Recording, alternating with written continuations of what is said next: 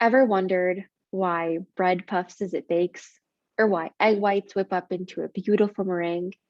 Are there some aspects of cooking or baking that mesmerize you by their cooking process? Would you be interested in familiarizing yourself with all of these aspects? To answer all of your questions, Fission 232, which is the science of food preparations, is just the right course for you. To most of us, cooking can be seen as a burden, something that we aren't looking forward to, or something that's too hard to accomplish. Maybe you love the idea of cooking, but you're a little bit intimidated about walking into the kitchen and starting from scratch. Also, as a student, it can be hard to balance school life and taking care of yourself and have time to cook.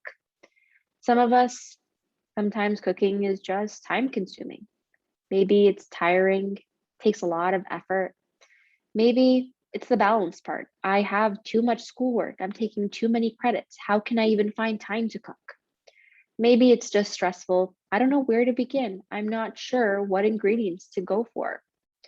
Maybe it's hard to understand and adjust the recipes. You found a recipe online, but you don't like the ingredients. You like the end product, but you wanted to add something in there that speaks yourself.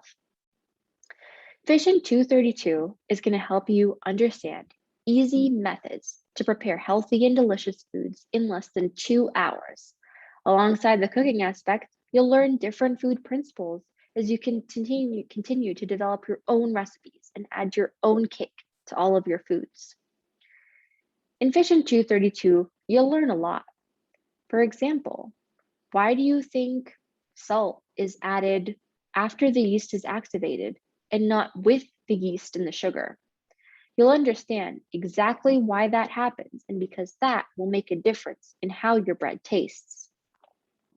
How can we tell that chicken is cooked to the right temperature? How can we tell that it's safe to eat? We know that meat can sometimes be very tricky, and this Fission 232 will help you understand all of that. And specifically, how do you want to start cooking? What's the first thing you do when you walk into the kitchen? What's the best combination of ingredients? Is it better to use butter in making a pie crust, or is it better to use vegetable oil? How would I add it? Should I add everything at once, or should I do it in steps? What's the science principles behind cooking? There are certain ways we add ingredients, and sometimes it's hard to memorize all of them. But if we understand the principles, we can apply it like that because it'll stick much better. What happens if I substitute an ingredient? Take the example of the pie crust. Why is it better to use butter than oil? What would happen if I made that change? Which ingredient will give me a high quality product? And that's really what you're going to be learning here, because you're going to be making some really amazing food. And sometimes presentation is super important. And so if you add all the ingredients correct, sometimes you also have to make it look really good, make it look appealing, also taste super great. Let's talk about the lab. The labs are located in Bevere Hall Food Labs. And guess what? You guys are going to be having each your own stations with your own oven and stove. The sink is shared between you and your lab partner, but the amount of space that you have to work is enough for you. All of the ingredients are provided, so you don't even have to worry about having those ingredients for the applications. You're going to be able to work with your lab partner, and sometimes this is super helpful when you talk through things with your lab partner. If you need to bounce ideas off one another, this is your chance. If you don't understand something, maybe someone else can explain it better. Now, I'm sure all of you guys have known that you need to take Fission 101 before you can take Fission 232. What was the purpose of that? Why do we have to take 101 before 232? You're going to be learning the basics in 101, which I'm sure you guys have already had. So you'll learn the basics about the carbohydrate formula, what a protein is, what a fat is, and that is always super important before using those items. Understanding the food composition, so you'll figure out what starch is, what glycogen is, where you can find those, in what foods. You'll understand food labels and calorie readings, which is going to be very beneficial when you're completing your menu project. You're going to be making a menu for kids. That can be pretty tricky, but if you can understand which food items are healthier than others, which have hidden sugars or hidden unhealthy ingredients, this will be super helpful when you're planning for schools, when you're planning some type of menu or recipe.